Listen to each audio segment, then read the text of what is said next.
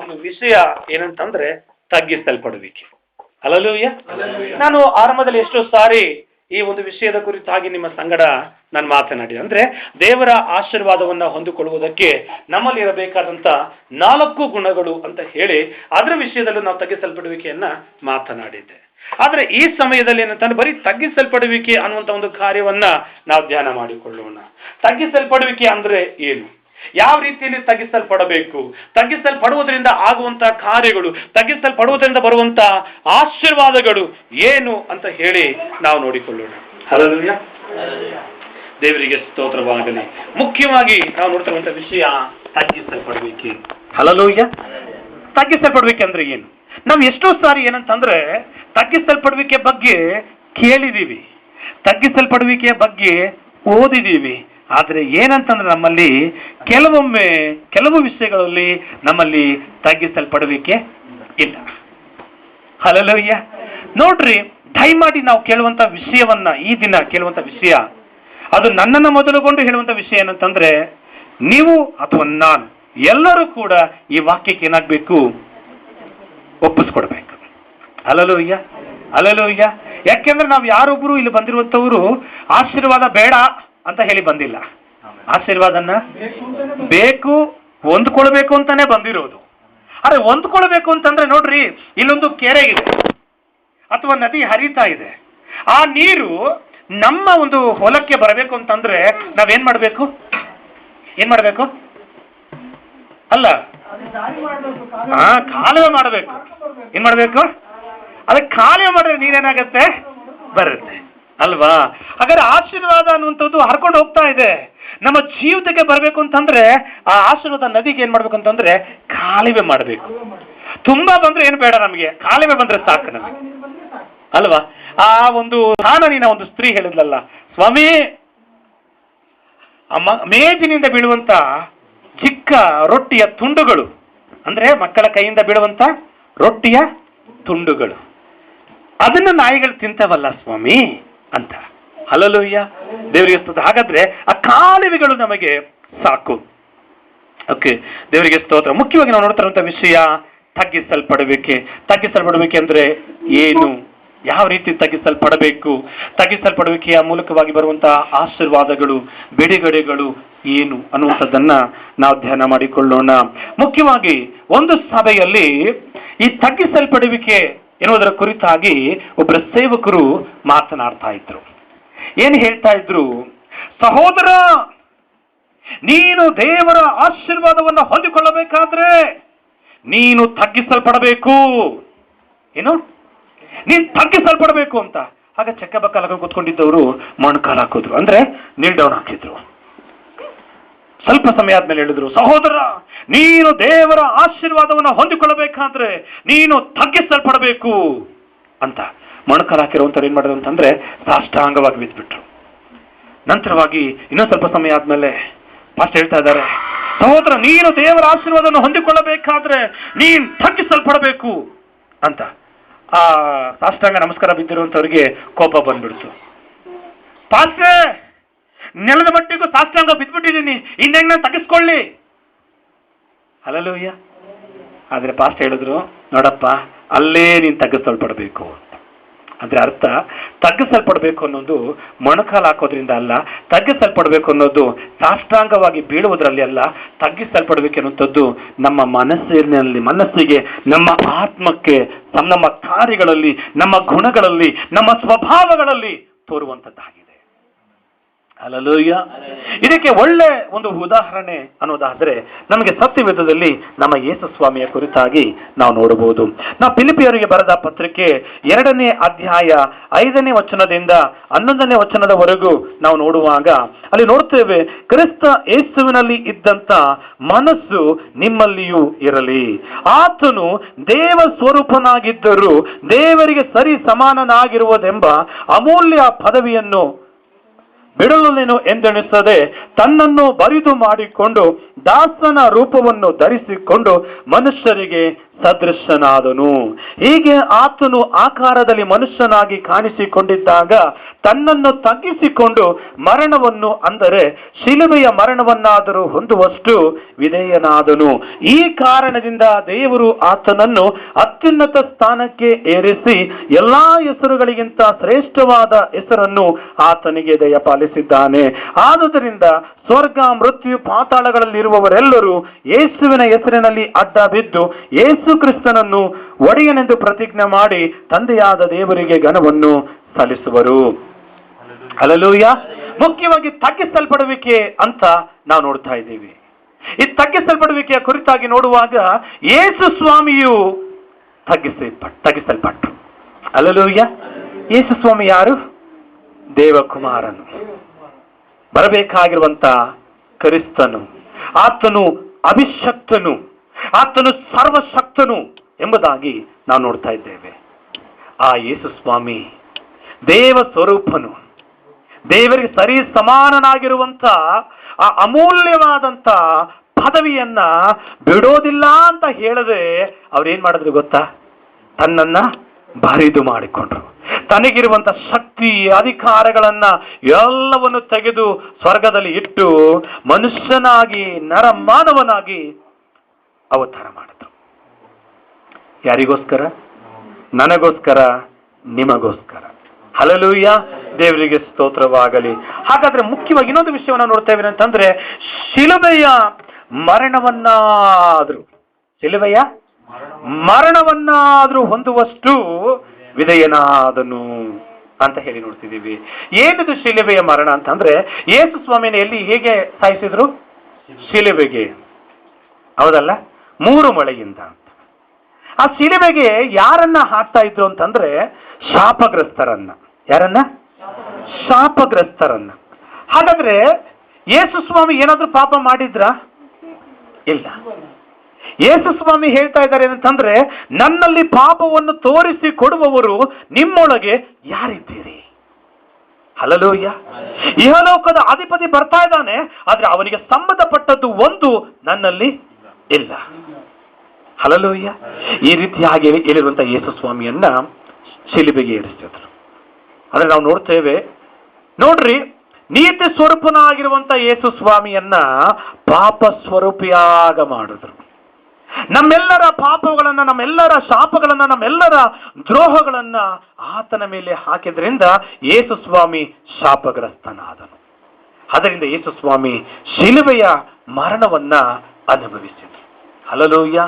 ವಾಕ್ಯ ಹೀಗೆ ಹೇಳುತ್ತೆ, 1 ಪೇತ್ರ 2:24 ನಾವು ನೋಡ್ತೇವೆ, ನಾವು ಪಾಪದ ಪಾಲಿಗೆ ಸತ್ತು ನೀತಿವಂತರಾಗಿ ಜೀವಿಸುವಂತೆ ಆತನು ನಮ್ಮ ಪಾಪಗಳನ್ನು ತಾನೇ ತನ್ನ ದೇಹದಲ್ಲಿ ಹೊತ್ತುಕೊಂಡು ಮರಣದ ಕಂಬವನ್ನು ಏರಿದನು.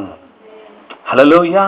ನಾವು ನೀತಿವಂತರಾಗುವುದಕ್ಕೋಸ್ಕರ ನಮ್ಮ ಪಾಪಗಳನ್ನ ಆತನು ಹೊತ್ತುಕೊಂಡು ನಮಗೋಸ್ಕರವಾಗಿ ಮರಣವನ್ನ ಅನುಭವಿಸಿದನು. ನಮಗೋಸ್ಕರವಾಗಿ ಯೇಸು ಸ್ವಾಮಿ ತನ್ನನ್ನ ತಗ್ಗಿಸಿಕೊಟ್ರು. ಹಲ್ಲೆಲೂಯಾ. ಮತ್ತು ಯೇಸು ಸ್ವಾಮಿ ಕುರಿತಾಗಿ ನಾವು ನೋಡುವಾಗ ಯೋಹನ ಸುವಾರ್ತೆ 13ನೇ ಅಧ್ಯಾಯದ 5ನೇ ವಚನದಲ್ಲಿ ನಾವು ನೋಡ್ತೇವೆ. ಅಲ್ಲಿ ನೋಡುವಾಗ ಯೇಸು ಸ್ವಾಮಿಯ 12 ಶಿಷ್ಯರಲ್ಲಿ ಯಾರು ಹೆಚ್ಚು ಅಂತ ಹೇಳಿ ಅವ್ರು ಏನ್ ಮಾಡ್ತಾ ಇದ್ದಾರೆ? ಓಡ್ದಾಡ್ತಾ ಇದ್ದಾರೆ. ಅರೆ ಯೇಸು ಸ್ವಾಮಿ ಏನ್ ಹೇಳಿದ್ರು? ಏನ್ ಮಾಡೋದು ಅಂತಂದ್ರೆ, ಎದ್ರು ಕುತ್ಕೊಂಡಿರುವಂತ ಯೇಸು ಸ್ವಾಮಿ ಎದ್ದು ತನ್ನ ಮೇಲ್ ಹೊದಿಕೆಯನ್ನ ತೆಗೆದು ತನ್ನ ಸೊಂಟಕ್ಕೆ ಕಟ್ಟುಕೊಂಡು ನಂತರವಾಗಿ ಒಂದು ಪಾತ್ರೆಯಲ್ಲಿ, ಬಗುಣಿಯಲ್ಲಿ ನೀರನ್ನ ತೆಗೆದುಕೊಂಡು ಶಿಷ್ಯರನ್ನ ಏನ್ ಮಾಡಿದ್ರು? ಒಂದು ಪಾತ್ರೆಯಲ್ಲಿ ಕಾಲನ್ನ ಇಟ್ಟು ಅವರ ಕಾಲುಗಳನ್ನ ತೊಳೆದ್ರು. ಹಲ್ಲೆಲೂಯಾ. ಏನ್ ಮಾಡಿದ್ರು? ಯಾರ ಪಾದಗಳನ್ನ? ತನ್ನ ಶಿಷ್ಯರ ಪಾದಗಳನ್ನ. ಸಕಲವನ್ನ ಸೃಷ್ಟಿ ಮಾಡಿರುವಂತ ಸೃಷ್ಟಿಕರ್ತನಾದ ದೇವರು ಮನುಷ್ಯನ ಕಾಲುಗಳನ್ನ, ಮನುಷ್ಯರ ಪಾದಗಳನ್ನ ಅವರು ತೊಳೆದರು. Hallelujah, hallelujah. ಅವರು ತನ್ನನ್ನು ತಗ್ಗಿಸಿಕೊಟ್ರು. ಮತ್ತವರು ಒಂದು ಮಾತನ್ನ ಹೇಳಿದ್ರು, ಏನಂತಂದ್ರೆ, ನನ್ನನ್ನು ನೀವು ಕರ್ತನು ಗುರು ಅಂತ ನೀವು ಕರೀತಾ ಇದ್ದೀರಿ. ನಿಜ, ಕರ್ತನು ಗುರುವು ಆಗಿರುವಂತ ನಾನು ನಿಮ್ಮ ಕಾಲುಗಳನ್ನ ನಾನು ತೊಳೆದಿದ್ದೀನಲ್ಲ, ಅದೇ ರೀತಿಯಾಗಿ ನೀವು ಸಹ ಒಬ್ಬರ ಕಾಲುಗಳನ್ನ ಮತ್ತೊಬ್ಬರು ತೊಳಿಬೇಕು ಅಂತ. Hallelujah, hallelujah.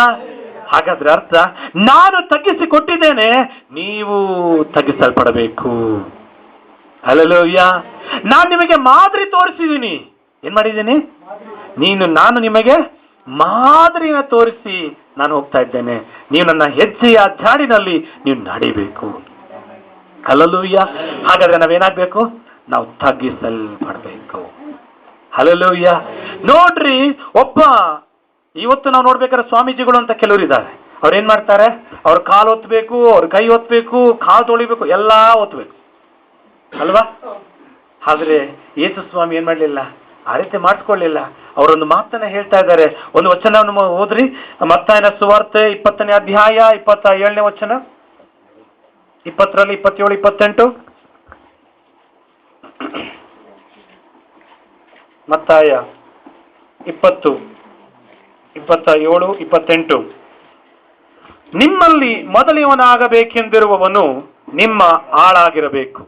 ಹಾಗೆಯೇ ಮನುಷ್ಯ ಕುಮಾರನು ಸೇವೆ ಮಾಡಿಸಿಕೊಳ್ಳುವುದಕ್ಕೆ ಬರಲಿಲ್ಲ, ಸೇವೆ ಮಾಡುವುದಕ್ಕೂ ಅನೇಕರನ್ನು ಬಿಡಿಸಿಕೊಳ್ಳುವುದಕ್ಕಾಗಿ ತನ್ನ ಪ್ರಾಣವನ್ನು ಈಡುಕೊಡುವುದಕ್ಕೂ ಬಂದನು ಎಂದು ಹೇಳಿದನು. ಹಲ್ಲೆಲೂಯಾ. ಕೆಲವರು ಹೇಳ್ತಾರೆ ಏನಂತಂದ್ರೆ, ಕೆಲವೊಂದು ಸ್ಥಳಗಳಲ್ಲಿ ನಾನು ಹೆಚ್ಚಿನವನಾಗಿರ್ಬೇಕು, ನಾನು ದೊಡ್ಡವನಾಗಿರ್ಬೇಕು ಅಂತ. ಅದು ಯೇಸು ಏನ್ ಹೇಳ್ತಾ ಇದ್ದಾರೆ? ನಿಮ್ಮಲ್ಲಿ ಯಾರು ದೊಡ್ಡವನಾಗ್ಬೇಕು ಅಂತ ಹೇಳ್ತಾ ಇದ್ದಾರೋ ಅವ್ರು ಏನಾಗ್ಬೇಕಂತೆ? ಎಲ್ಲರಿಗೂ ಸೇವಕನಾಗಿರ್ಬೇಕಂತೆ. ಏನಾಗಿರ್ಬೇಕು? ಎಲ್ಲರಿಗೂ ಸೇವಕ ಅಂದ್ರೆ ಅರ್ಥ ಏನು? ಸೇವಕ ಅಂದ್ರೆ 2 ವಿಧ ಇದೆ. ಸೇವಕ ಅಂದ್ರೆ ಒಂದು ಸಭಾಪಾಲಕರು. ನಾವು ನಿಮ್ಮ ಎಲ್ಲರಿಗೂ ಏನ್ ಮಾಡ್ತಾ ಇದ್ದೀವಿ? ಸೇವೆ ಮಾಡ್ತಾ. ಅಂದ್ರೆ ಸೇವೆ ಅಂದ್ರೆ ಅರ್ಥ ನಿಮಗೋಸ್ಕರವಾಗಿ ನಾವು ಪ್ರಾರ್ಥನೆ ಮಾಡುವಂಥದ್ದು, ನೀವು ದೇವರ ವಾಕ್ಯವನ್ನು ನಿಮಗೆ ಉಪದೇಶ ಮಾಡುವಂಥದ್ದು. ಅಲ್ಲದಯ್ಯ. ಇನ್ನೊಂದು ಸೇವಕ ಅಂದ್ರೆ ಏನು? ಆಳಾಗಿ ಅವ್ರು ಏನ್ ಹೇಳಿದ್ರು ಮಾಡುವುದಕ್ಕೆ ಸಿದ್ಧನಾಗಿ ಅಂತ. ಆದ್ರೆ ಯೇಸು ಏನ್ ಹೇಳ್ತಾ ಇದ್ದಾರೆ? ಎಲ್ಲರಿಗೂ ಸೇವೆ ಮಾಡಬೇಕಂತೆ. ಹಲ್ಲೆಲೂಯ. ಯಾಕೆಂದ್ರೆ ಅದು ಹೇಳ್ತಾರಂಥದ್ದು ಏನಂತಂದ್ರೆ, ಅವರು ಸೇವೆ ಮಾಡದೆ ಆ ಮಾತನ್ನ ಹೇಳ್ತಾ ಇಲ್ಲ, ಅವರು ಸೇವೆ ಮಾಡಿ ಆ ಮಾತನ್ನ ಹೇಳ್ತಾ ಇದ್ದಾರೆ. ನಾನು ಸೇವೆ ಮಾಡಿಸಿಕೊಳ್ಳುವುದಕ್ಕೆ ಬರಲಿಲ್ಲ, ನಾನು ಸೇವೆ ಮಾಡುವುದಕ್ಕೂ ಅನೇಕರನ್ನ ಬಿಡಿಸಿಕೊಳ್ಳುವುದಕ್ಕೂ ನಾನು ಬಂದೆನು. Hallelujah, hallelujah. ಬಂದು ಒಂದು ಸ್ಥಳದಲ್ಲಿ ಇದ್ಬಿಟ್ಟು ಹೋಗಪ್ಪ ನೀನು ಅವ್ರಿಗೆ ಹೇಳು, ಇವ್ರಿಗೆ ಸುವಾರ್ತೆ ಹೇಳು, ಅವ್ರನ್ನ ಕರ್ಕೊಂಡ್ ಬಾ ಅಂತ ಹೇಳಿಲ್ಲ. ಯೇಸು ಸ್ವಾಮಿ ಚಪ್ಪಲಿ ಇಲ್ಲದೆ ಅನೇಕ ಸ್ಥಳಗಳಲ್ಲಿ ಹೋಗಿ ದೇವರ ಸುವಾರ್ತೆಯನ್ನ ಸಾರಿ ಮೈಲಿಗಳ ಗಟ್ಟಲೆ ದಿನಗಳ ಗಟ್ಟಲೆ ವಾರಗಳ ಗಟ್ಟಲೆ ಯೇಸು ಸ್ವಾಮಿ ಪ್ರಯಾಣ ಮಾಡಿ ತನ್ನ ಸುವಾರ್ತೆಯನ್ನ ಸಾರಿದ್ದಾರೆ. ಹಲ್ಲೆಲೂಯ. ಅವರು ತನ್ನನ್ನ ತಗ್ಗಿಸಿಕೊಟ್ರು. ಇವತ್ತು ಯೇಸು ಸ್ವಾಮಿ ನಮಗೋಸ್ಕರವಾಗಿ ತಗ್ಗಿಸಿಕೊಟ್ಟಿದ್ದಾರೆ ನಿಜ, ಆದ್ರೆ ನಾವು ತಗ್ಗಿಸಲ್ಪಡ್ತಾ ಇದ್ದೀವಾ? ಹಲ್ಲೆಲೂಯ. ದೇವರಿಗೆ ಸ್ತೋತ್ರವಾಗಲಿ. ಮತ್ತು ಯೇಸು ಸ್ವಾಮಿ ತಗ್ಗಿಸಲ್ಪಟ್ಟದ್ರಿಂದ ನಾವು ಫಿಲಿಪಿಯರಿಗೆ ಬರೆದ ಪತ್ರಿಕೆಯಲ್ಲಿ ನಾವು ನೋಡಿದ್ವಿ ಏನಂತಂದ್ರೆ, ಈ ಕಾರಣದಿಂದ ಆತನನ್ನು ಅತ್ಯುನ್ನತ ಸ್ಥಾನಕ್ಕೆ ಏರಿಸಿ ಎಲ್ಲಾ ಹೆಸರುಗಳಲ್ಲಿ ಶ್ರೇಷ್ಠವಾದ ಹೆಸರನ್ನ ದಯಪಾಲಿಸಿದರು. ನಂತರವಾಗಿ ನೋಡ್ತೇವೆ, ಅದರ ದಿನ ಸ್ವರ್ಗ, ಮೃತ್ಯು, ಪಾತಾಳದಲ್ಲಿ ಇರುವಂತ, ಸ್ವರ್ಗದಲ್ಲಿರುವಂತ, ಪಾತಾಳದಲ್ಲಿರುವಂತ, ಮೃತ್ಯು, ಪ್ರತಿಯೊಬ್ಬೊಬ್ಬರು ಅಂದ್ರೆ ಭೂಲೋಕದಲ್ಲೂ ಸ್ವರ್ಗದಲ್ಲೂ ನರಕದಲ್ಲಿ ಇರುವಂತ ಎಲ್ಲರೂ ಯೇಸುವಿನ ನಾಮಕ್ಕೆ ಅಡ್ಡ ಬಿದ್ದು ಯೇಸುವನ್ನ ಆರಾಧನೆ ಮಾಡ್ತಾರೆ. Hallelujah, hallelujah. ದೇವರಿಗೆ ಸ್ತೋತ್ರವಾಗಲಿ. ಯಾಕೆ ಅಂತಂದ್ರೆ ಯೇಸು ಸ್ವಾಮಿ ತನ್ನನ್ನ ತಗ್ಗಿಸಿಕೊಟ್ಟದ್ರಿಂದ. ದೇವರಿಗೆ ಸ್ತೋತ್ರ. ನೋಡ್ರಿ, ಮಾತ್ರವಲ್ಲ ಯೇಸು ಸ್ವಾಮಿ ತನ್ನನ್ನ ತಗ್ಗಿಸಿಕೊಟ್ರು. ನಂತರವಾಗಿ ಸ್ನಾನಿಕನಾದ ಯೋಹಾನನ ಕುರಿತಾಗಿ ಸತ್ಯವೇದದಲ್ಲಿ ನಾವು ನೋಡ್ತೇವೆ. ಯೋಹಾನ ಸುವಾರ್ತೆ 3ನೇ ಅಧ್ಯಾಯ 30ನೇ ವಚನದಲ್ಲಿ ಸ್ನಾನಿಕನಾದ ಯೋಹಾನನು ಅಂದ್ರೆ ಯೇಸು ಸ್ವಾಮಿಗೆ ಅಂತ ಮುಂಚೆ 6 ತಿಂಗಳ ಮುಂಚೆ ಹುಟ್ಟಿದವನು. ಹಲ್ಲೆಲೂಯಾ. 6 ತಿಂಗಳ ಮುಂಚೆ ಹುಟ್ಟಿದವನು ಅಂದ್ರೆ ಯೇಸು ಸ್ವಾಮಿಗಿಂತಲೂ ಆತನೇನಾಗಿದ್ದಾನೆ? ದೊಡ್ಡವನಾಗಿದ್ದಾನೆ. ಆತನು ಹೇಳುವಂತ ಒಂದು ಮಾತನ್ನ ನಾವು ನೋಡ್ತೇವೆ. ಆ ಸ್ನಾನಿಕನಾದ ಯೋಹಾನನ ಕುರಿತಾಗಿ ನೋಡುವಾಗ ದೇವರ ವಾಕ್ಯ ಹೀಗೆ ಹೇಳುತ್ತೆ, ಯೇಸು ಸ್ವಾಮಿ ಕುರಿತಾಗಿ ಅವರು ತನ್ನ ಮುಂದೆ ಹೋಗಿ ಮಾರ್ಗಗಳನ್ನ ಸರಾಗ ಮಾಡ್ತಾನೆ ಅಂತ ಹೇಳಿ. ಹಲ್ಲೆಲೂಯಾ. 3:30 ಆತನು ವೃದ್ಧಿಯಾಗಬೇಕು, ನಾನು ಕಡಿಮೆ ಆಗಬೇಕು. ಹಲ್ಲೆಲೂಯಾ. ನೋಡ್ರಿ, ಸ್ನಾನಿಕನಾದ ಯೋಹಾನನು ಯೇಸು ಸ್ವಾಮಿ ವಿಷಯವಾಗಿ ಹೇಳ್ತಿರುವಂತ ವಿಷಯ ಏನಂತಂದ್ರೆ, ಆತನು ಏನಾಗ್ಬೇಕಂತೆ? ವೃದ್ಧಿ ಆಗ್ಬೇಕು, ನಾನು ಕಡಿಮೆ ಆಗ್ಬೇಕು. Hallelujah, hallelujah. ನೋಡ್ರಿ, ತಗ್ಗಿಸಲ್ಪಡ್ಬೇಕೆಂದ್ರೆ ಇದೆ. ನೋಡ್ರಿ, ನಮ್ಮ ಇಬ್ರು ಬಿಸ್ನೆಸ್ ಮಾಡ್ತಾ ಇರ್ತೀವಿ. ನಮ್ಮ ಬಿಸ್ನೆಸ್ಗಳಲ್ಲಿ ಹೇಗೆ ಮಾಡ್ತೀವಿ ಹೇಗೆ ಅಂತಂದ್ರೆ, ನಾವು ಫಸ್ಟ್ ಬಂದು ಏನ್ ಮಾಡ್ತೀವಿ ಅಂತಂದ್ರೆ, ಬಂದು ಜೊತೆಗೆ ಕೂತ್ಕೊಂಡಿರ್ತಾರೆ, ಕೇಳ್ತಾ ಇರ್ತಾರೆ. ಏನ್ರು ಇವಾಗ ಎಕ್ಸಾಂಪಲ್ ರಾಜು ಬ್ರದರ್ ಅವರು ರಾಜು ಬ್ರದರ್ ಅವರು ಪಕ್ಕದಲ್ಲಿ ಇನ್ನೊಂದು ಹೋಟ್ಲ್ ಅವರು ಇದ್ದಾರೆ. ಅವರು ಬಂದು ಇವ್ರ ಹತ್ರ ಏನ್ ಮಾಡ್ತಾರೆ, ಸಾಯಂಕಾಲ ಹೊತ್ತು ಮಾತಾಡ್ತಾ ಇರ್ತಾರೆ. ಹೇಗೆ ಮಾತಾಡ್ತಾ ಇರ್ತಾರೆ, ಏನ್ ರಾಜು ಎಷ್ಟಾಯ್ತು ಅಂತ. ಇವ್ರು ಹೇಳ್ತಾರೆ, ಇವತ್ತು 3,000 ರೂಪಾಯಿ ಆಯ್ತು ಅಂತ. 3,000 ಆಯ್ತಾನೆ, ಪರವಾಗಿಲ್ಲ ಒಳ್ಳೆ ಮಾಡಿದ್ಯಾ ಅಂತ. ಒಳಗಡೆ ಮಾತ್ರ, ಅಯ್ಯೋ ನಾ ಪಕ್ಕದಲ್ಲಿ ಇದ್ದೀನಿ, ನನಗೆ 500 ರೂಪಾಯಿ ಕೂಡ ಆಗಿಲ್ಲ, ಇದು 3,000 ರೂಪಾಯಿ ಆಗ್ತಾ ಇದೆ ಅಂತ. ಒಳಗಡೆ ಏನಾಗ್ತಾ ಇರುತ್ತೆ, ಹೊಟ್ಟೆ ಉರಿ ಅಲ್ವಾ? ಇನ್ನು ಹೆಚ್ಚಾಗ್ಲಿ ಅಂತ ಅವ್ರು ಏನ್ ಮಾಡಲ್ಲ, ಕೇಳಲ್ಲ. ಹೊರಗಡೆ ಹೇಳಿದ್ರೆ ಒಳಗಡೆ ಆ ಭಾವನೆ ಬರಲ್ಲ ಅಲ್ವಾ? ಆದ್ರೆ ಇಲ್ಲಿ ನಾವು ನೋಡುವಾಗ ಸ್ನಾನಿಕನಾದ ಯೋಹಾನನು ಹೇಳ್ತಾ ಇದ್ದಾನೆ, ಆತನು ವೃದ್ಧಿ ಆಗ್ಬೇಕು, ನಾನು ಕಡಿಮೆ ಆಗ್ಬೇಕು. ಇವತ್ತು ಯೇಸು ಸ್ವಾಮಿಯ ಸೇವೆ ಮಾಡುವುದಕ್ಕೋಸ್ಕರವಾಗಿ ನಾವು ಕರೆಯಲ್ಪಟ್ಟವರು, ನಾವು ಆರಿಸಲ್ಪಟ್ಟವರಾಗಿದ್ದೇವೆ. ಆದ್ರೆ ಸಭೆಗಳಲ್ಲಿ ಕೆಲವೊಮ್ಮೆ ನಾವು ನೋಡ್ಬೇಕಾದ್ರೆ ಏನಂತಂದ್ರೆ, ಯೇಸು ಸ್ವಾಮಿಗಿಂತ ಹೆಚ್ಚಾಗಿ ತನ್ನನ್ನೇ ಹೆಚ್ಚಿಸ್ಕೊಳ್ತಾರೆ. ಯೇಸು ಸ್ವಾಮಿ ದೇವರಲ್ಲ, ಸೇವಕರೇ ದೇವರನ್ನುವಂತ ರೀತಿಯಲ್ಲಿ ವಿಶ್ವಾಸಿಗಳು ಕೆಲವು ಸಭೆಗಳಲ್ಲಿ ಮಾಡುವಂಥದ್ದನ್ನ ನಾವು ನೋಡ್ತಾ ಇದ್ದೇವೆ. ಅಲಲೂಯ್ಯ. ಹಾಗಾದ್ರೆ ಇವತ್ತು ನಾವು ಏನಾಗಿದ್ದೀವಿ ಅಂತ ನಾವು ಯೋಚಿಸ್ಕೊಳ್ಬೇಕು. ಅಲಲೂಯ್ಯ. ಸಭೆಯಲ್ಲಿ ನಾವು ಹೆಚ್ಚಿಸಲ್ಪಡ್ತಾ ಇದ್ದೀವಾ, ದೇವರ ನಾಮ ಹೆಚ್ಚಿಸಲ್ಪಡ್ತಾ ಇದೀಯಾ? ಹಲ್ಲೆಲೂಯಾ. ನಾವು ಹೆಚ್ಚಿಸಲ್ಪಟ್ರೆ ಖಂಡಿತ ನಮ್ಮ ಜೀವಿತದಲ್ಲಿ ಆಶೀರ್ವಾದವಾಗಲಿ, ಬಿಡುಗಡೆಯಾಗಲಿ, ಸಮಾಧಾನವಾಗಲಿ, ಆರೋಗ್ಯವಾಗಲಿ ಖಂಡಿತ ಸಿಕ್ಕಲ್ಲ. ಹಲ್ಲೆಲೂಯಾ. ಈ ಸ್ಥಳದಲ್ಲಿ ನಾವು ಮುಖ್ಯವಾಗಿ ನಾವು ನೋಡುವಾಗ ಸ್ನಾನಿಕನಾದ ಯೋಹಾನನಿರುವಂತ ಮಾತು ನೋಡ್ತೇವೆ, ಆತನು ವೃದ್ಧಿಯಾಗಬೇಕು. ಇವತ್ತು ನಾನಾಗ್ಲಿ ನೀವಾಗ್ಲಿ ಪ್ರಾರ್ಥನೆ ಮಾಡ್ತೀರಿ, ನಿಜ. ನೀವು ಪ್ರಾರ್ಥನೆ ಮಾಡುವಾಗ ದೆವ್ವಗಳು ಬಿಟ್ಟು ಹೋಗ್ಬೋದು, ಅಥವಾ ಸತ್ತಿರುವಂತವರು ಎದ್ದು ಬರಬಹುದು, ಅಥವಾ ಕುಷ್ಠರೋಗಿಗಳು ವಾಸಿಯಾಗಬಹುದು, ಕ್ಯಾನ್ಸರ್ ರೋಗಿಗಳಿಗೆ ಬಿಡುಗಡೆ ಸಿಗಬಹುದು, ನಿಜ. ಆದ್ರೆ ಆ ಸಮಯದಲ್ಲಿ ಕೆಲವರಿಗೆ ಏನಂತಂದ್ರೆ, ನಾನ್ ಪ್ರಾರ್ಥನೆ ಮಾಡಿದ್ದು ಇವರಿಗೆ, ನಾನ್ ಪ್ರಾರ್ಥನೆ ಮಾಡಿದ್ರೆ ಬಿಡುಗಡೆ ಆಯ್ತು, ನಾನು ಪ್ರಾರ್ಥನೆ ಮಾಡಿದ್ರಿಂದಲೇ ಇವ್ರು ಚರ್ಚೆಗೆ ಬಂದ್ರು, ನಾನು ಇಲ್ಲ ಅಂತಿದ್ರೆ ಇವ್ರಿಲ್ಲ. ಹೌದಯ್ಯ. ಅದು ಬಂತು ಅಂತಂದ್ರೆ ನಮ್ಮಲ್ಲಿ ಏನಿದೆ, ತಗ್ಗಿಸಲ್ಪಡಬೇಕೇ ಇಲ್ಲ, ಹೆಚ್ಚಿಸಲ್ಪಡ್ಬೇಕೆ ನಮ್ಮಲ್ಲಿದೆ. ಖಂಡಿತ ಅವತ್ತ ನಾವು ತಿಳ್ಕೊಬೇಕಾದ್ರೆ ಅಂತಂದ್ರೆ ನಾವು ಬಿದ್ದೋಗಿದ್ದೀವಿ ಅಂತ. ನಾವು ದೇವರ ಸನ್ನಿಧಾನದಲ್ಲಿ ನಾವು ಸೇವಕರಾಗಿ ಅಥವಾ ದೇವರ ಮಕ್ಕಳಾಗಿ ನಾವು ನಿಂತಿದ್ದೇವೆ ಅಂತ ಅಲ್ಲ, ನಾವು ಬಿದ್ದೋಗಿದ್ದೀವಿ. ಹಲ್ಲೆಲೂಯ. ಆದ್ರಿಂದಲೇ ಅಪೊಸ್ತಲನಾದ ಪೌಲನು ಕೊರಿಂಥ ಸಭೆಗೆ ಹೇಳುವಂತ ಮಾತೇನಂತಂದ್ರೆ, ನಿಂತಿದ್ದೇನೆಂದು ನೆನೆಸುವವನು ಬೀಳದಂತೆ ಎಚ್ಚರಿಕೆಯಾಗಿರಲಿ. Hallelujah, hallelujah, hallelujah. ದೇವರಿಗೆ ಸ್ತೋತ್ರ. ನೋಡ್ರಿ, ಒಬ್ಬ ಮನುಷ್ಯ ಯಾವಾಗಲೂ ದೇವರ ಆಶೀರ್ವಾದವನ್ನು ಹೊಂದಿಕೊಳ್ಳಬೇಕು. ದೇವರ ಕೃಪೆ ತನ್ನ ಜೀವಿತದಲ್ಲಿ, ಕುಟುಂಬದಲ್ಲಿ ಯಾವಾಗಲೂ ಇಳಿದು ಬರಬೇಕು ಎನ್ನುವುದಾಗಿ ಬಯಸುವಂತ ವ್ಯಕ್ತಿ ಯಾವಾಗಲೂ ಅವನು ತನ್ನನ್ನ ತಗ್ಗಿಸಿಕೊಟ್ಟಿರ್ತಾನೆ. ಹಲ್ಲೆಲೂಯ. ಯಾವಾಗಲೂ ಅವನೇನಾಗಿರ್ತಾನೆ, ತಗ್ಗಿಸಲ್ಪಟ್ಟವನಾಗಿರ್ತಾನೆ. ಇವತ್ತು ನಮ್ಮ ಜೀವಿತಗಳಲ್ಲಿ ನಾವು ತಗ್ಗಿಸಲ್ಪಟ್ಟವರಾಗಿದ್ದೀವಾ ಇಲ್ಲವಾ ಅಂತ ನಮ್ಮನ್ನು ನಾವು ಪರಿಶೋಧಿಸಿಕೊಳ್ಳಬೇಕು.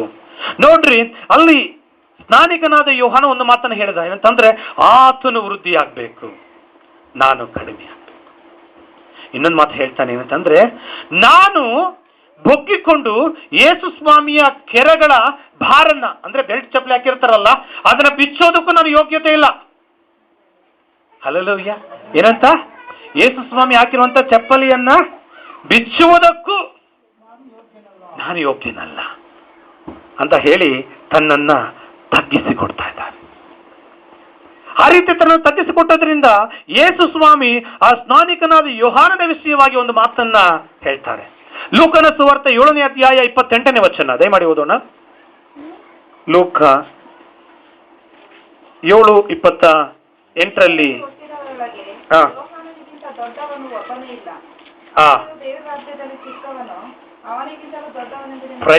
ಏನ್ ಹೇಳ್ತಾ ಇದ್ದಾರೆ ನೋಡ್ರಿ, ಸ್ತ್ರೀಯರಲ್ಲಿ ಹುಟ್ಟಿದವರೊಳಗೆ ಯೋಹಾನನಿಗಿಂತ ದೊಡ್ಡವನು ಒಬ್ಬನೂ ಇಲ್ಲ.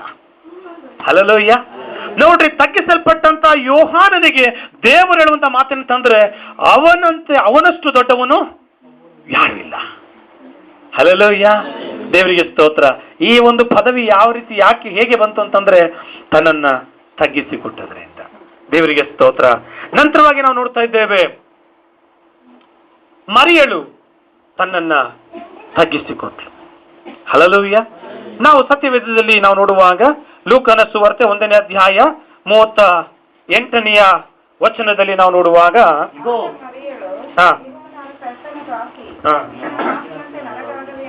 Price the lord. ಹಲ್ಲೆಲೂಯಾ. ನೋಡ್ರಿ, ಒಂದು ಮರಿಯಳು. ಈ ಮರಿಯಳು ಯಾರು? ಕನ್ನಿಕೆ, ಇನ್ನು ಮದುವೆ ಆಗಿಲ್ಲ, ಮದುವೆಯ ನಿಶ್ಚಯವಾಗಿದೆ. ಅದೇನಾಗ್ಲಿಲ್ಲ, ಮದುವೆ ಆಗಲಿಲ್ಲ.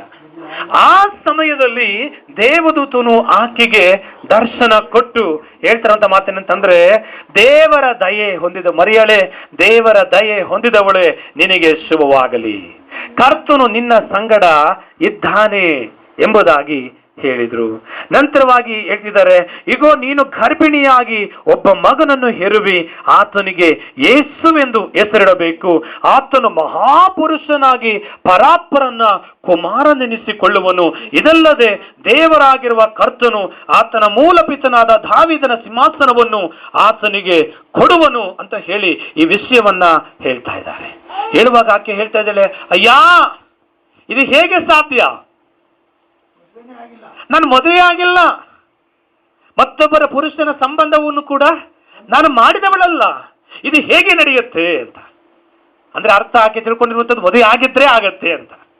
ಆಗ ಹೇಳ್ತಿದ್ದಾರೆ, ನೋಡಮ್ಮ, ಮದುವೆ ಆಗಿದ್ರೆ ಆಗತ್ತೆ ಅಂತ ಹೇಳ್ತಾ ಇದೆಯಲ್ಲ, ಈಗ ನಿನ್ನ ಸಂಬಂಧಿ, ದೂರದ ಸಂಬಂಧಿ ಎಲಿಸಬೇತಳು ಇದ್ದಾಳಲ್ಲ, ಅವಳಿಗೆ ಮದುವೆನ ಆಯ್ತು, ವಯಸ್ಸಾಗೋಯ್ತು, ಮುಪ್ಪಿನವಳಾಗಿದ್ದಾಳೆ, ಆಕೆಗೆ ಯಾಕೆ ಮಕ್ಕಳಾಗ್ಲಿಲ್ಲ? ಮದುವೆ ಆದ್ರೆ ಮಕ್ಕಳಾಗತ್ತೆ ಅಂತ ನೀನು ಹೇಳ್ತಾ ಇದೀಯಾ, ಆಕೆಗೆ ಮಕ್ಕಳಾಗಿದೆ, ವಯಸ್ಸು ಆಗಿ ಹೋಯ್ತು, ಮಕ್ಕಳಾಗ್ಲಿಲ್ಲ, ಯಾಕಾಗ್ಲಿಲ್ಲ? ಅದು ಈಗ ಆಕೆ ಗರ್ಭಿಣಿಯಾಗಿದ್ದಾಳೆ, ಆಕೆಗೆ 6 ತಿಂಗಳು.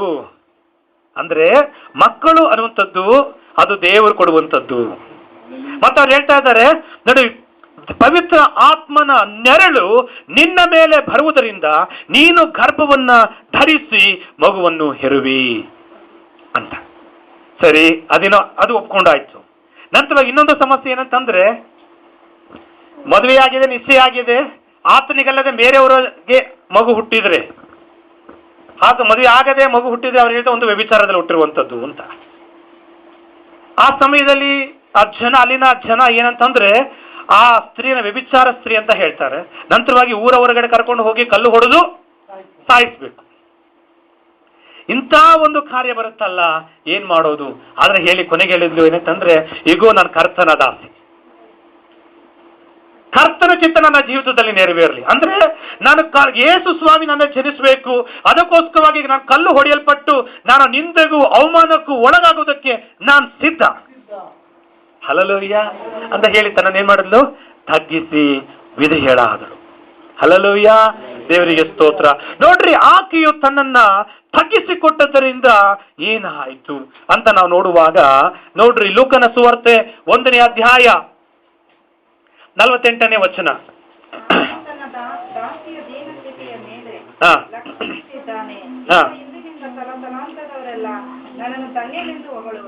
ಆಮೇನ್, ಹಲ್ಲೆಲೂಯಾ. ನೋಡ್ರಿ, ಆಕೆ ತನ್ನ ತಗ್ಗಿಸಿಕೊಟ್ಟದ್ದರಿಂದ ನೋಡಿ, ಇಲ್ಲಿ ನಿಂತಿರುವ ತಲಾಂತರಗಳವರೆಗೂ ಎಲ್ಲರೂ ಏನ್ ಹೇಳ್ತಾ ಇರ್ತಾರೆ ಅಂತಂದ್ರೆ, ಯೇಸು ಸ್ವಾಮಿಯನ್ನ ಹೆತ್ತಂತ ತಾಯಿಯು ಅಂದ್ರೆ ಮರಿಯಳು, ಆಕೆ ಧನ್ಯಳು ಎಂಬುದಾಗಿ ಕೊಂಡಾಡ್ತಾರೆ. ಹಲ್ಲೆಲೂಯಾ. ನೋಡ್ರಿ, ಒಬ್ಬನು ತಗ್ಗಿಸಲ್ಪಟ್ಟದ್ರಿಂದ ಅವನು ದೊಡ್ಡವನಂತ ಅನ್ನಿಸ್ಕೊಂಡ, ಈಕೆ ತಗ್ಗಿಸಲ್ಪಟ್ಟದ್ರಿಂದ ಈಕೆ ಧನ್ಯಳು ಎನಿಸಲ್ಪಟ್ರು. ಹಲ್ಲೆಲೂಯಾ. ಧನ್ಯಳು ಅಂದ್ರೆ ಅರ್ಥ ಏನು? ಆಶೀರ್ವದಿಸಲ್ಪಟ್ಟವಳು. ಮನೆಯಲ್ಲಿ, ಜೀವಿತದಲ್ಲಿ, ಕುಟುಂಬದಲ್ಲಿ, ಕೆಲಸದಲ್ಲಿ, ಪ್ರತಿಯೊಂದು ಕಾರ್ಯದಲ್ಲೂ ಆಶೀರ್ವದಿಸಲ್ಪಟ್ಟವನು ಎಂಬುದಾಗಿ. ಹಲ್ಲೆಲೂಯಾ. ಯಾವಾಗ? ತಗ್ಗಿಸಲ್ಪಟ್ಟದ್ರಿಂದ. ಹಲ್ಲೆಲೂಯಾ, ದೇವರಿಗೆ ಸ್ತೋತ್ರ. ಹಾಗೆ ನಾವು ನೋಡುವಾಗ ಹಾಗರಳು ದೇವರ ಸನ್ನಿಧಾನದಲ್ಲಿ ತಗ್ಗಿಸಲ್ಪಟ್ಟಳು. ಹಾಗರಳು ಗರ್ಭಿಣಿಯಾಗಿದ್ದಾಳೆ. ಗರ್ಭಿಣಿಯಾಗಿರುವಂತಹ ಸಮಯದಲ್ಲಿ ಆಕೆಯ ಗಂಡನ್ನು ಅಂದ್ರೆ ಅಬ್ರಹಾಮನು ಅಲ್ಲಿ ನೋಡ್ತಿದ್ದೀವಿ, ಮತ್ತು ಸಾರ ಆಕೆಯ ಯಜಮಾನಿ. ಆಕೆ ಏನ್ ಮಾಡ್ತಾ ಇದ್ದಾಳೆ? ಈಕೆ ವಯಸ್ಸಾಗಿದೆ, ಮಕ್ಕಳಿಲ್ಲ. ಆದ್ರೆ ಈಕೆ ಮಕ್ಕಳಾಗ್ತಿದೆ ಅಂತ ಹೇಳಿ ಹಾಗರಳು ಏನ್ ಮಾಡಿದ್ಲು? ಸ್ವಲ್ಪ ಮೆರೆದ್ಲು. ಈಕೆಗೆ ಮಕ್ಕಳಾಗ್ಲಿಲ್ಲ, ನನಗೆ ಮಕ್ಕಳಾಗಿದೆ ಅಂತ ಹೇಳಿ ಏನ್ ಮಾಡ್ತಾ ಇದ್ದಾಳೆ? ಯಜಮಾನಿಯನ್ನೇ ಆಡ್ಕೊಳ್ತಾ ಇದ್ದಾಳೆ. ಅದನ್ನು ನೋಡಿ ಯಜಮಾನಿಯಾಗಿರುವಂತ ಸಾರಳು ಏನ್ ಮಾಡಿದ್ಲು? ಮನೆ ಅಂದ್ರೆ ತುಂಬಾ ಹಿಂಸೆ ಕೊಟ್ರು, ಓಡಿಸ್ಲಿಲ್ಲ, ಚಿತ್ರಹಿಂಸೆ ಕೊಟ್ರು. ಚಿತ್ರಹಿಂಸೆ ಕೊಟ್ಟಾಗ ಈಕೆ ಏನ್ ಮಾಡ್ತಾ ಇದ್ದಾಳೆ? ಹೇಳದೆ ಕೇಳದೆ ಮನೆ ಬಿಟ್ಟು ಓಡಿ ಹೋಗ್ತಾ ಇದ್ದಾಳೆ. ಓಡಿ ಹೋಗ್ತಿರುವಂತ ಸಮಯದಲ್ಲಿ ಅಲ್ಲಿ ದೇವದೂತನು ಆಕೆಗೆ ಪ್ರತ್ಯಕ್ಷನಾಗಿ ಕೇಳ್ತಾ ಇದ್ದಾರೆ, ಹಾಗರಳೆ, ನಿನಗೆ ಏನಾಯ್ತು? ಎಲ್ಲಿಂದ ಬಂದೆ? ನೀನು ಎಲ್ಲಿಗೆ ಹೋಗ್ತಾ ಇದೀಯಾ? ಹಲ್ಲೆಲೂಯಾ. ಆಕೆ ಹೇಳ್ತಾ ಇದ್ದಾಳೆ, ನಾನು ನನ್ನ ಯಜಮಾನಿಯ ಬಳಿಯಿಂದ ಓಡಿ ಹೋಗ್ತಾ ಇದ್ದೀನಿ. ಏನ್ ಮಾಡ್ತಾ ಇದ್ದೀನಿ? ಓಡಿ ಹೋಗ್ತಾ ಇದ್ದೀನಿ. ಇಲ್ಲ ಇಲ್ಲ, ನೀನು ಓಡೋಗ್ಬೇಡ, ನೀನು ಹಿಂತಿರುಗಿ ಹೋಗು. ಹಲ್ಲೆಲೂಯಾ. ಏನ್ ಮಾಡು? ಹಿಂತಿರುಗಿ ಹೋಗಿ ನಿನ್ನ ಯಜಮಾನಿಗೆ ತಗ್ಗಿ ನೀನ್ ನಡ್ಕೋ. ಹಲ್ಲೆಲೂಯಾ. ನಿನ್ನ ಯಜಮಾನಿ ನಿನ್ನನ್ನ ಹಿಂಸೆ ಪಡಿಸಿದಂತ ಕಾರಣ, ಚಿತ್ರಹಿಂಸೆ ಪಡಿಸಿದ ಕಾರಣ ನೀನು ತಗ್ಗಿಸಲ್ಪಟ್ಟವಳಾಗಿ ನಡೀಲಿಲ್ಲ. ನೀನು ದಾಸಿ ತಾನೆ, ನೀನು ತಗ್ಗಿಸಲ್ಪಡ್ಬೇಕಾಗಿತ್ತಲ್ವಾ? ನೀನು ತಗ್ಗಿಸಲ್ಪಡದೆ ಇದ್ದದ್ರಿಂದ ನೀನಿಗೆ ಓಡಬೇಕಾದ ಪರಿಸ್ಥಿತಿ ಬಂತು. ನೀನು ಹಿಂತಿರುಗಿ ಹೋಗಿ ನೀನು ತಗ್ಗಿ ನೀನು ನಡ್ಕೋ ಅಂತ. ಆ ಸಮಯದಲ್ಲಿ ಆಕೆ, ಅಯ್ಯೋ ನಾನ್ಯಾಕೆ ತಗ್ಗಿಸಲ್ಪಡ್ಬೇಕು, ನಾನು ಹಿಂಗೆ ಬದುಕ್ತೀನಿ, ನಾನು ಹೀಗೆ ಜೀವನ ಮಾಡ್ತೀನಿ ಅಂತ ಹೇಳಿದಿದ್ರೆ ನಿಜವಾಗ್ಲೂ ಆಕೆಗೆ ಮಗನೂ ಇರ್ತಿರ್ಲಿಲ್ಲ, ಆಕೆಯು ಜೀವಂತವಾಗಿರ್ತಾ ಇದ್ಲೋ ಇಲ್ವೋ ಗೊತ್ತಿಲ್ಲ. ಆದ್ರೆ ದೇವರು ಹೇಳುವಂತ ಮಾತಿಗೆ ಆಕೆ ವಿಧೇಯಳಾಗಿ ಹೋದ್ಲು. ಹೋಗಿ ಏನ್ ಮಾಡಿದ್ಲು? ಅಲ್ಲಿ ಇದ್ಲು. ಹೌದಲ್ಲ? ನೋಡಿ, ತಗ್ಗಿಸಲ್ಪಟ್ಟದ್ರಿಂದ ಆಕೆಯ ಮಗನ ಒಂದು ಸಂತಾನ ಆಶೀರ್ವದಿಸಲ್ಪಡ್ತು. ಆಕೆಯು ಸಂರಕ್ಷಿಸಲ್ಪಟ್ಲು. ಹಲ್ಲೆಲೂಯಾ. ದೇವರಿಗೆ ಸ್ತೋತ್ರವಾಗಲಿ. ಆದರೆ ಮುಖ್ಯವಾಗಿ ನಾವು ನೋಡುವಾಗ ನಾವೇನ್ ಮಾಡಬೇಕು? ನಾವು ತಗ್ಗಿಸಲ್ಪಡಬೇಕು. ದೇವರಿಗೆ ಸ್ತೋತ್ರ. ತಗ್ಗಿಸಲ್ಪಡಬೇಕು ಅನ್ನೋದಕ್ಕೆ ಇನ್ನೊಂದು ಅರ್ಥ ಹೇಳಬೇಕಾದ್ರೆ ವಿಧೇಯರಾಗುವುದು, ದೇವರ ವಾಕ್ಯಕ್ಕೆ ವಿಧೇಯರಾಗುವುದು. ದೇವರಿಗೆ ಸ್ತೋತ್ರ. ನಾವು ನಿನಿವೆ ಎನ್ನುವಂತ ಪಟ್ಟಣದ ಕುರಿತಾಗಿ ನಾವು ನೋಡ್ತೇವೆ. ಯೋನ ಎನ್ನುವಂತ ದೇವರ ಮನುಷ್ಯನು ಆ ನಿನಿವೆ ಪಟ್ಟಣಕ್ಕೆ ಹೋಗಿ ಏನಂತಂದ್ರೆ, ಇವತ್ತಿಗೆ 40 ದಿವಸಗಳಲ್ಲಿ ಈ ಪಟ್ಟಣವು ಕೆಡವಲ್ಪಡುತ್ತದೆ. ಇವತ್ತಿಗೆ 40 ದಿವಸಗಳಲ್ಲಿ ಪಟ್ಟಣವು ಕೆಡವಲ್ಪಡುತ್ತದೆ ಅಂತ ಹೇಳಿ 3 ದಿನದ ನಂತರ ಹೀಗೆ 2-3 ಸ್ಥಳಗಳಲ್ಲಿ ಅವರು ಹೇಳಿದರು. ಇದನ್ನು ಕೇಳಿದಂತ ಜನರು, ಇದನ್ನು ಕೇಳಿದಂತ ರಾಜನು ತನ್ನ ರಾಜ ಸಿಂಹಾಸನವನ್ನ ಬಿಟ್ಟು ಇಳಿದು ಬಂದ. ತನ್ನ ರಾಜ ವಸ್ತ್ರವನ್ನ ತೆಗೆದು ಹಾಕಿ ಗೋಣಿ ತಟ್ಟನ್ನ ಹೊದ್ದುಕೊಂಡು ಬೂದಿಯನ್ನ ಮೇಲೆ ಏರ್ಚಿಕೊಂಡು ಅವ್ರೇನ್ ಮಾಡ್ತಾ ಇದ್ದಾರೆ ಅಂತಂದ್ರೆ ಒಂದು ರಾಜಾಜ್ಞೆಯನ್ನು ಹೊರಡಿಸಿದ. ಏನಂತಂದ್ರೆ, ಇವತ್ತಿನಿಂದ 3 ದಿನಗಳ ಕಾಲ ಪ್ರಾಣಿಗಳಾಗಲಿ, ಚಿಕ್ಕ ಮಕ್ಕಳ ಮೊದಲುಗೊಂಡು ಹಿರಿಯವರ ತನಕ ಯಾವ ಪದಾರ್ಥವನ್ನು ರುಚಿ ನೋಡಬಾರದು. ತಮ್ಮ ತಮ್ಮ ದುರ್ಮಾರ್ಗಗಳನ್ನ ಬಿಟ್ಟು ದೇವರ ಕಡೆಗೆ ತಿರುಗಿಕೊಳ್ಳಲಿ, ದೇವರಿಗೆ ಬಲವಾಗಿ ಮೊರೆ ಇಡಲಿ ಅಂತ ಹೇಳಿ ಅವರು ದೇವರ ಕಡೆಗೆ ತಿರುಗಿ ಅವರು ತಗ್ಗಿಸಲ್ಪಟ್ರು. ಹೇಗೆ ತಗ್ಗಿಸಲ್ಪಟ್ರು? ತನ್ನ ರಾಜವಸ್ತ್ರವನ್ನ ತೆಗೆದುಹಾಕಿ ಗೋಣಿ ತಟ್ಟನ್ನ ಒದ್ದುಕೊಂಡು ಬೂದಿಯಲ್ಲಿ ಕೂತ್ಕೊಂಡು ಏನ್ ಮಾಡಿದ್ರು? 3 ದಿನ ಉಪವಾಸ ಇದ್ದು ದೇವರಲ್ಲಿ ಪ್ರಾರ್ಥನೆ ಮಾಡಿದ್ರು. ಅಂದ್ರೆ ಅರ್ಥ ಏನು? ಅವರು ತಗ್ಗಿಸಲ್ಪಟ್ರು. ಹಲ್ಲೆಲೂಯಾ. ಮಾತ್ರವಲ್ಲ, ಅವರು ಮಾಡ್ತಾ ಇದ್ದಂತ ದುರ್ಮಾರ್ಗಗಳನ್ನ ಬಿಟ್ರು. ಹಲ್ಲೆಲೂಯಾ. ಈ ರೀತಿ ತಮ್ಮನ್ನ ತಗ್ಗಿಸಿಕೊಂಡದ್ರಿಂದ ಆ ಪಟ್ಟಣವನ್ನ ನಾಶ ಮಾಡ್ತೇನೆ ಎಂಬುದಾಗಿ ಹೇಳಿದಂತ ದೇವರು ಏನು ಹೇಳ್ತಾ ಇದ್ದಾರೆ? ನಾನು ಈ ಪಟ್ಟಣವನ್ನ ನಾಶ ಮಾಡಲ್ಲ. ಹಲ್ಲೆಲೂಯಾ. ನೋಡ್ರಿ, ಅವರು ತಗ್ಗಿಸಲ್ಪಟ್ಟದ್ರಿಂದ ಅವರ ದೇಶ ಸಂರಕ್ಷಿಸಲ್ಪಡ್ತು, ಅವರ ಪ್ರಾಣವು ನಾಶನದಿಂದ ತಪ್ಪಿಸಲ್ಪಡ್ತು ಎಂಬುದಾಗಿ ನಾವು ನೋಡ್ತಾ ಇದ್ದೇವೆ. ದೇವರಿಗೆ ಸ್ತೋತ್ರ. ಮತ್ತು ಧರ್ಮೋಪದೇಶ ಕಾಂಡ ಪುಸ್ತಕ 34ನೇ ಅಧ್ಯಾಯ 9ನೇ ವಚನವನ್ನ ನಾವು ನೋಡುವಾಗ, ಧರ್ಮೋಪದೇಶ ಕಾಂಡ 34:9.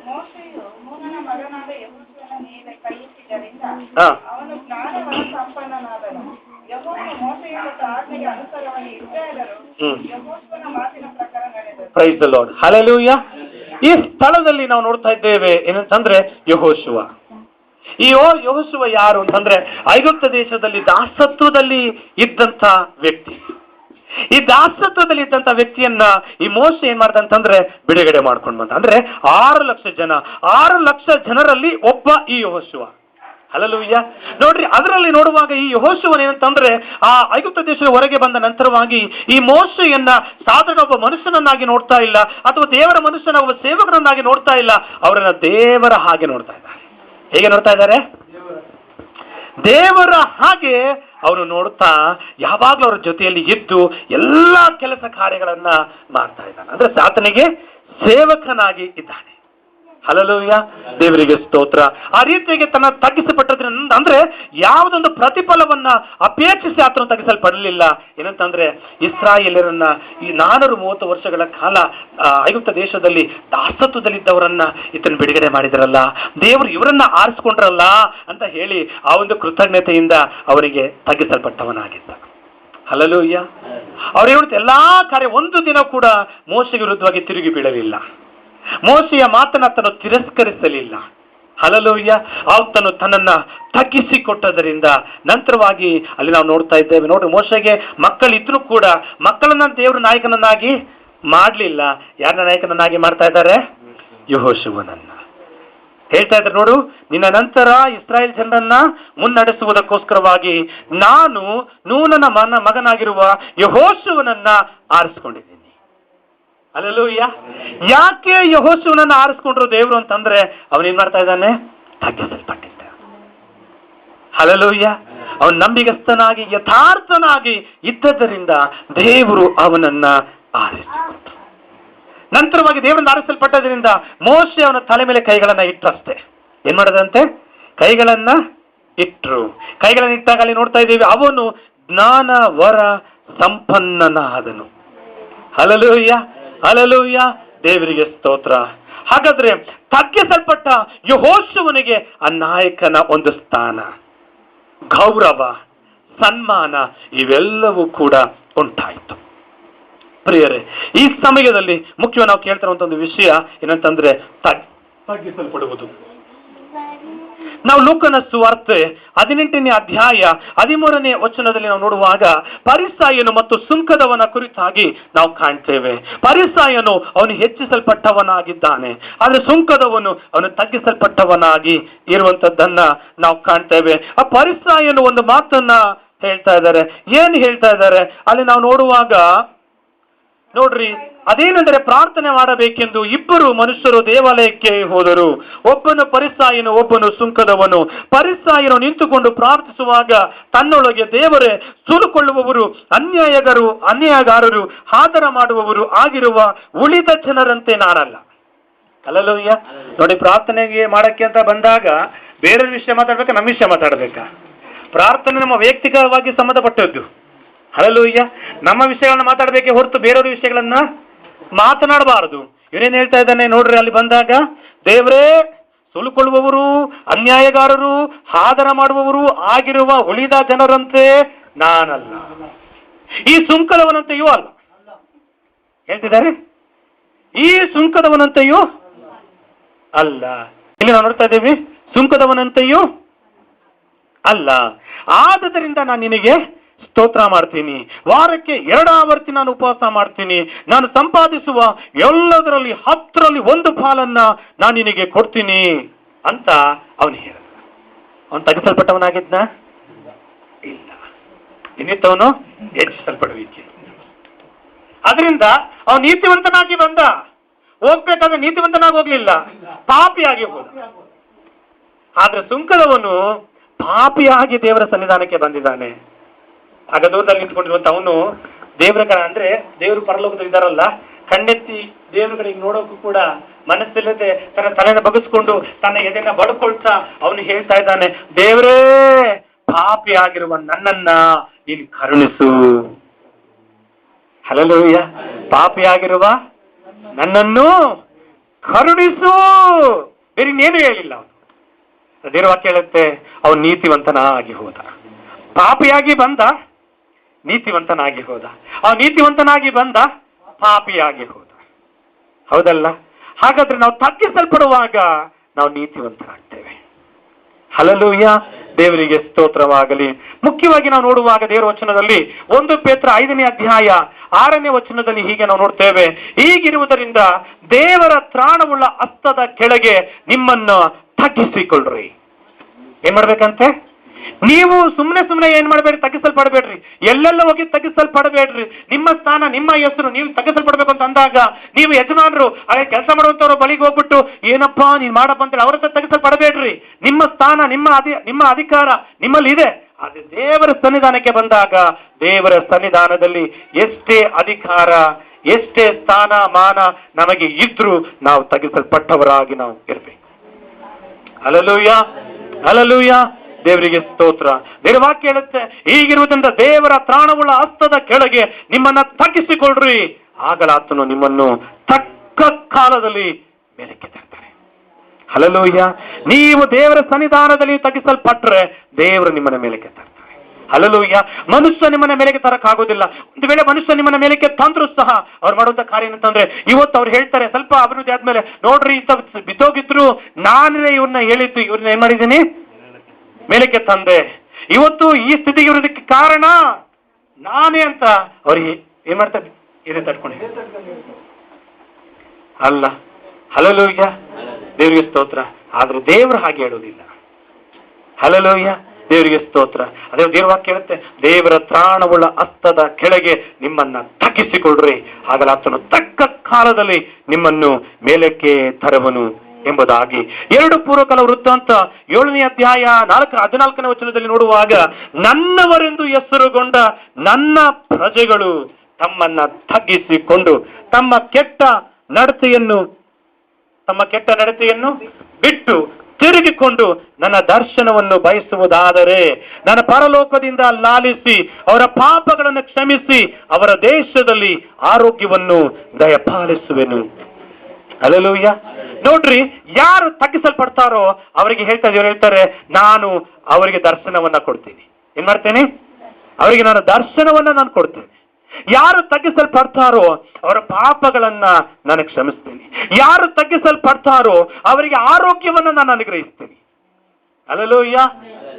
ಯಾರು ತಗ್ಗಿಸಲ್ಪಡ್ತಾರೋ ಅವರ ಪ್ರಾರ್ಥನೆಯನ್ನ ನಾನು ಕೇಳ್ತೀನಿ. ಹಲ್ಲೆಲೂಯಾ, ಹಲ್ಲೆಲೂಯಾ, ದೇವರಿಗೆ ಸ್ತೋತ್ರ.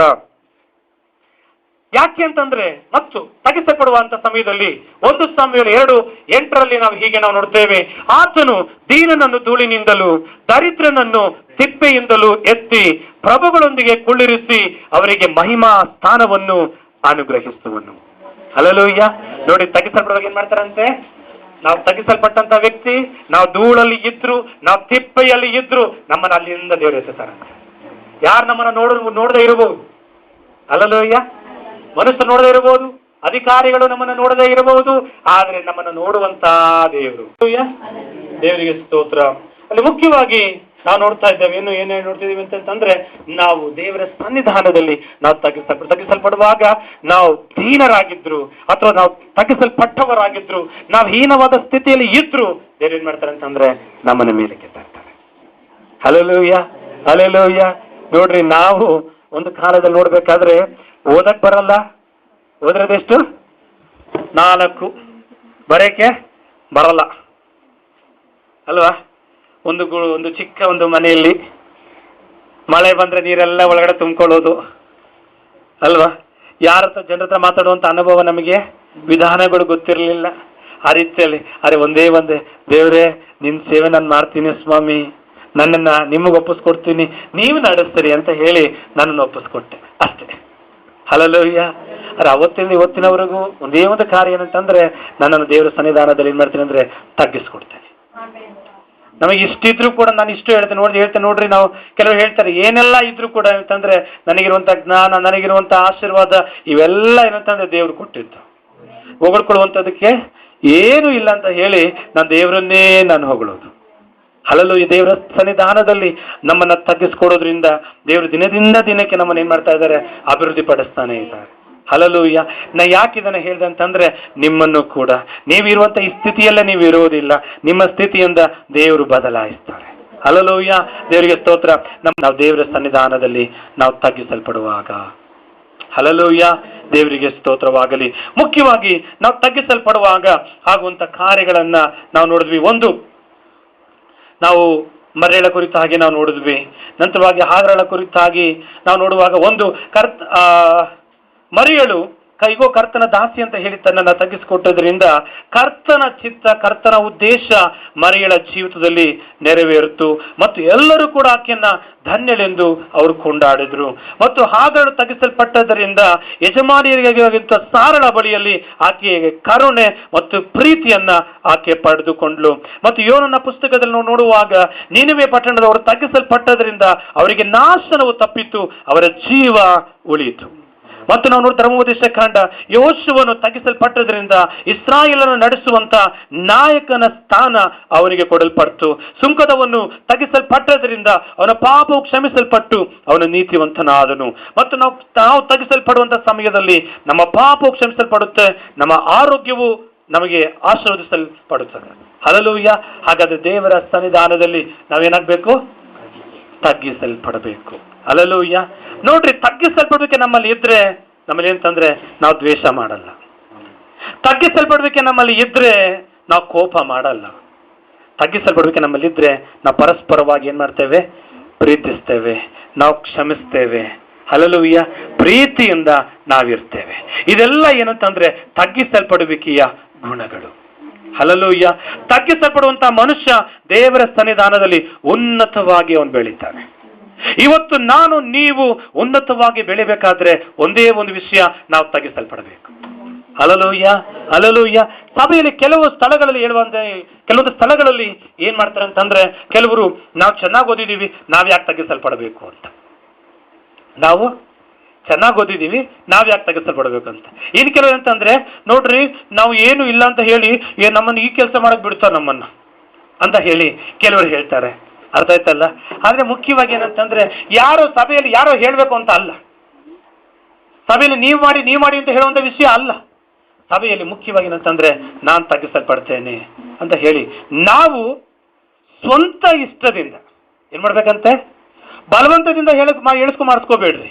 ಯಾರು ಹೇಳ್ಬೇಕು, ಸ್ವಂತ ಇಷ್ಟದಿಂದ ನಿಮಗೆ ನೀವು ಮಾಡಿದ್ರೆ ನಿಮಗೆ ಪ್ರತಿಫಲ ಸಿಗುತ್ತೆ. ಹಲ್ಲೆಲೂಯಾ. ನೀವು ಒಬ್ರು ಹೇಳಿಸ್ಕೊಂಡು ನೀವು ತಗ್ಗಿಸಲ್ಪಡುವಿಕೆ ಖಂಡಿತ ಅಲ್ಲ. ಹಲ್ಲೆಲೂಯಾ. ಈ ತಗ್ಗಿಸಲ್ಪಡುವಿಕೆ ಅನ್ನುವಂಥದ್ದು ಯಾರೋ ಹೇಳೋದ್ರಿಂದ ಬರುವಂತದ್ದಲ್ಲ, ನಮ್ಮ ಒಳಗಡೆ ನಮ್ಮ ಸ್ವಂತವಾಗಿ ಬರುವಂತ ಕಾರ್ಯಗಳು. ಹಲ್ಲೆಲೂಯಾ. ದೇವರಿಗೆ ಸ್ತೋತ್ರ. ಈ ಸಮಯದಲ್ಲಿ ನಾವು ದೇವರ ಸನ್ನಿಧಾನದಲ್ಲಿ ನಾವು ತಗ್ಗಿಸಲ್ಪಡೋಣ. ಹಲ್ಲೆಲೂಯಾ. ದೇವರಿಗೆ ಸ್ತೋತ್ರ. ಇನ್ನು ಮುಂದೆ ದೇವರಿಗೆ ಹೇಳೋಣ, ದೇವ್ರೆ ಅಂದ್ರೆ ನಾವು ಕೆಲಸ ಮಾಡೋ ಸ್ಥಳದಲ್ಲಿ ಕೆಲವರು ನೋಡ್ಬೇಕಾದ್ರೆ ಇವಾಗ ನಂದಾ ಸಹೋದರರು ಕೆಲಸ ಮಾಡೋ ಸ್ಥಳದಲ್ಲಿ ಅವರ ಕೆಳಗಡೆ ಸುಮಾರು ಜನ ಹುಡುಗರು ಕೆಲಸ ಮಾಡ್ತಾ ಇದ್ದಾರೆ. ಈಗ ರಾಮಣ್ಣ ಅವರು ಕೆಲಸ ಮಾಡೋ ಸ್ಥಳದಲ್ಲಿ ಅವರ ಕೆಳಗಡೆ ಕೆಲಸಗಾರ ಇದ್ದಾರೆ. ಹಾಗೆ ತಗ್ಗಿಸಲ್ಪಡ್ಬೇಕು ಅಂತ ಹೇಳಿ ಅವ್ರ ಹತ್ರ ಹೋಗಿ ಬೇಡಬೇಕು ಅಂತ ಅಲ್ಲ. ನಾವು ದೇವರ ಸನ್ನಿಧಾನ ತಗ್ಗಿಸಲ್ಪಡಬೇಕು. ಹೊರಗಡೆ ಅಧಿಕಾರದಿಂದ ಏನ್ ಕೆಲಸಗಳನ್ನ ಮಾಡಬೇಕು ಅದನ್ನ ನಾವು ಮಾಡಿಸ್ಬೇಕು. ನಾವು ತಗ್ಗಿಸಲ್ಪಡ್ಬೇಕು ಅಂತ ಹೇಳಿ ನಾವು ಅಧಿಕಾರನ ಉಪಯೋಗಿಸಿಲ್ಲ ಅಂತಂದ್ರೆ ಯಾವ ಕೆಲಸನೂ ಆಗಲ್ಲ. ನಾವು ಕೈಯಿಂದ ಹಣ ಕಟ್ಕೊಡ್ಬೇಕಾಗತ್ತೆ. ಅರ್ಥ ಆಯ್ತಲ್ಲ? ಅರೆ ಯಾವ ಸ್ಥಳದಲ್ಲಿ ಯಾರ ಮುಂದೆ ಹೇಗೆ ತಗ್ಗಿಸಲ್ಪಡಬೇಕು ಆ ಸ್ಥಳದಲ್ಲಿ ಆ ರೀತಿಯಲ್ಲಿ ನಾವು ತಗ್ಗಿಸಲ್ಪಡ್ಬೇಕಷ್ಟೇ. ಹಲ್ಲೆಲೂಯಾ. ದೇವರಿಗೆ ಸ್ತೋತ್ರ. ಈ ವಾಕ್ಯಗಳ ಮೂಲಕ ದೇವರು ನಮ್ಮನ್ನ ಆಶೀರ್ವಾದ ಮಾಡ್ಲಿ.